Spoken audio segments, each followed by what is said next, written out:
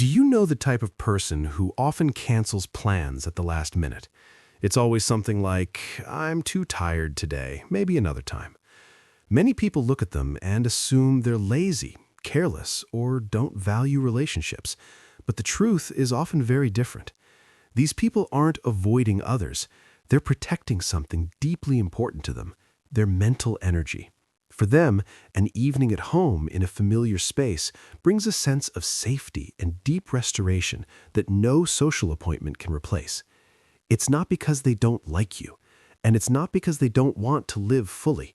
They simply feel more at peace when they can move at a slower rhythm they control themselves. And if you see yourself in this, maybe you're not wrong, strange, or uninteresting at all. You're just listening to what you truly need inside.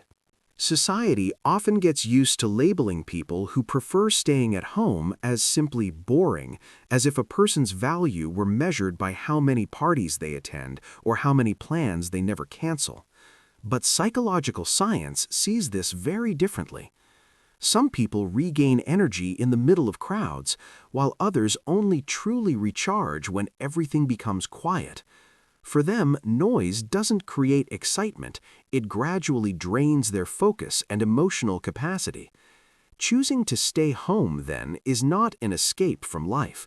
It is a conscious choice to live in a way that best preserves inner balance and protects the mind from becoming overwhelmed over time. In psychology, this phenomenon is linked to the level of stimulation each person's nervous system needs in order to feel comfortable. Some people require constant movement, noise, and interaction to feel truly alive. Others need only a quiet space for their mind to become clear. For this second group, even friendly conversations quietly drain energy. When stimulation exceeds what their system can tolerate, they may feel exhausted, irritable, or strangely empty without knowing why. Home, then, becomes the one place where their biological rhythm can slow down, emotions can settle, and the body can return to a sense of safety. This isn't weakness or social avoidance, it's simply the way their nervous system regulates itself to stay healthy in a world overloaded with signals. It's not only about energy. Many people also love staying at home because of the sense of control that space provides. Outside, everything is unpredictable. Sudden noises, shallow social conversations, and last-minute changes all force the mind to stay on constant alert. At home, they can decide whether the lights are on or off, how loud or quiet things are, and whether life moves fast or slow. For people who are sensitive or prone to anxiety, this sense of control isn't a luxury, it's a necessity for feeling safe. At home, they don't have to perform or react according to anyone else's expectations. They get to exist as themselves in their most natural state. And it's in that space that the nervous system can truly rest, instead of merely trying to endure. What few people realize is that staying at home does not mean doing nothing. On the contrary, many studies show that people who are comfortable being alone often have a richer inner life. When the mind is no longer pulled apart by noise and social expectations, it gains space to think, connect, and create. The clearest ideas rarely emerge in crowded places. They tend to appear in very quiet moments, a silent evening, a familiar corner of the sofa, or a long train of thought when the world has gone to sleep. For them, home is where problems are processed slowly and thoughtfully. It is not an escape from the world, but a way of preparing to return to it with greater clarity and inner steadiness. Still, not everyone who stays home a lot does so because they feel at peace. Some people gradually withdraw because of anxiety, difficult past experiences, or a persistent sense of inner heaviness.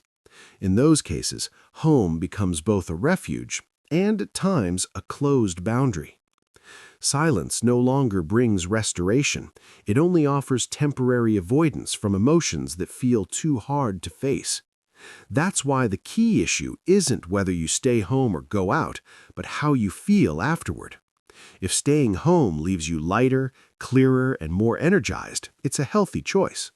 But if going out is always tied to fear, and staying home only slows things down without truly resolving anything, that may be a sign that you need the right kind of support. For people who genuinely love staying at home, this choice does not come from fear or avoidance. It comes from a deep understanding of themselves. They know what drains them and what helps them recover. They don't need constant stimulation from the outside world to feel that life is meaningful. Their joy lives in small, steady things, a familiar morning routine, a fixed spot in the living room, or the feeling of late afternoon sunlight gently touching a well-known space. These moments are quiet, but they last. While many people chase new experiences, they build a sense of fulfillment through gentle repetition, not because they lack desire, but because they value depth over noise. Society often celebrates people who are always busy, always visible, and always blending into the crowd. But that doesn't mean this is the only measure of a fulfilling life. Some people don't need constant activity to feel that they are living well. They don't seek continuous validation from the outside world. Instead, they listen to their inner rhythm and shape their lives around it. When you understand that you don't have to resemble the majority in order to have value, the pressure to compare yourself slowly fades away. Staying at home, then, is no longer a passive choice.